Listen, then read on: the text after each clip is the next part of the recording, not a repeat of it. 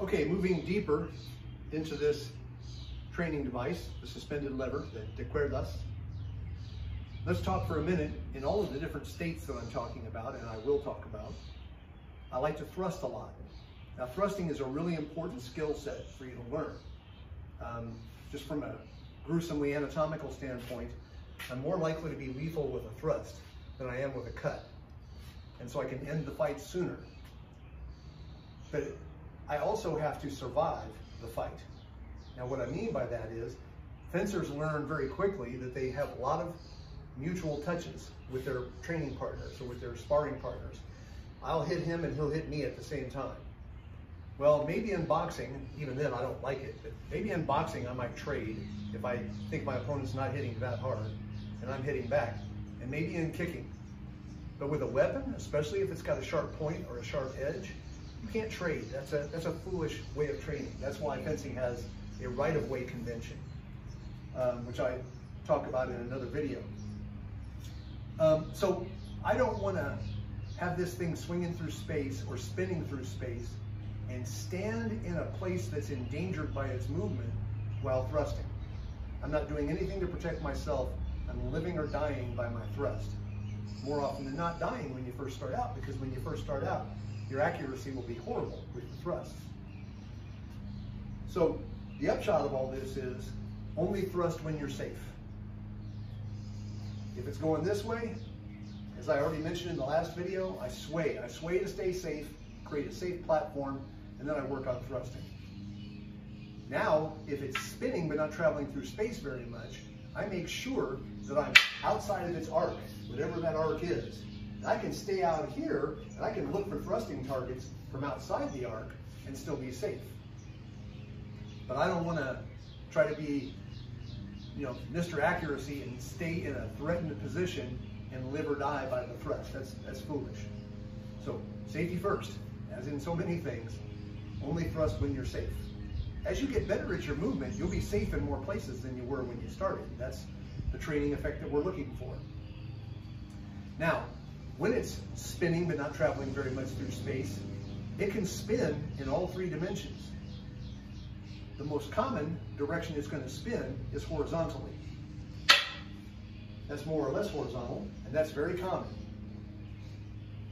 But it also may spin vertically in two different ways.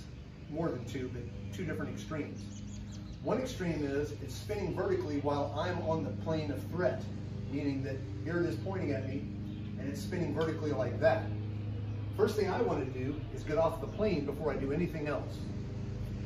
And then that changes its substate to one where it's spinning vertically like a propeller in front of me. Well, I'm safe now. And I can take pot shots with my thrusts, or I can try to affect the lever with my lever, or any other skill set I want to work on. So when it's spinning vertically and you're being threatened, just as in the case of it threatening you like this or threatening you like stationary, get off the line before you do anything else. When it's spinning vertically and I'm looking at it and I'm safe, I'm in one of the two safe hemispheres, well, I can stand here and thrust it. That's fine. If it's spinning vertically and I'm on the plane of threat, I need to get off that, get over here where it's a propeller again.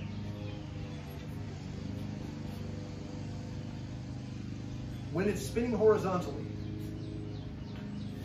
after it gives up its energy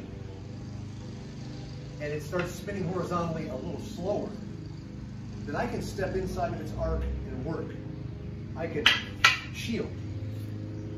And there's going to be a spectrum between shielding and hitting.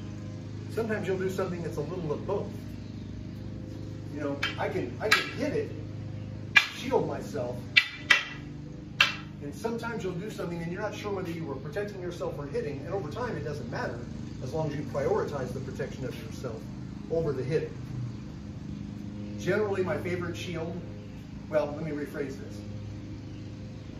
Depending on which of those three states it's in, if it's going vertically, I want to get off the line. So now it's going like a propeller. Well, I don't need to shield myself. This way, I'm not going to shield myself either. I'm going to get off the line. So the shielding is usually used against a horizontal or a diagonal swing that's got some horizontal to it.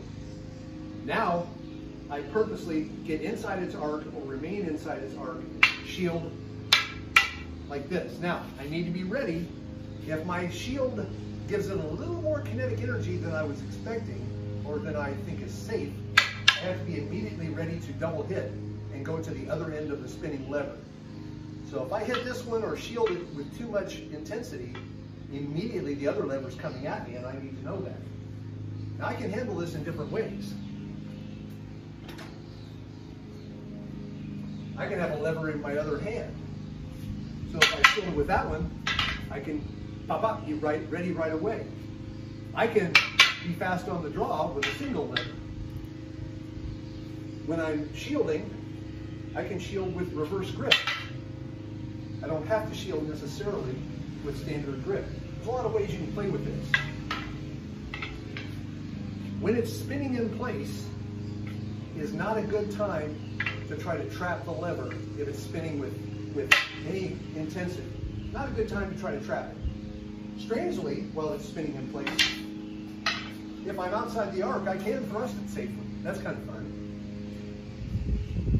So that brings together a lot of different little elements of training when the ball is not traveling through space appreciably, but the end is spinning. It creates a different training environment completely than the other states we've looked at so far. Next video, we're going to put it all together. We're going to go to state number 4, where it's swinging around through space and it's spinning dangerously, and we're living in that environment, training in that environment, surviving and improving.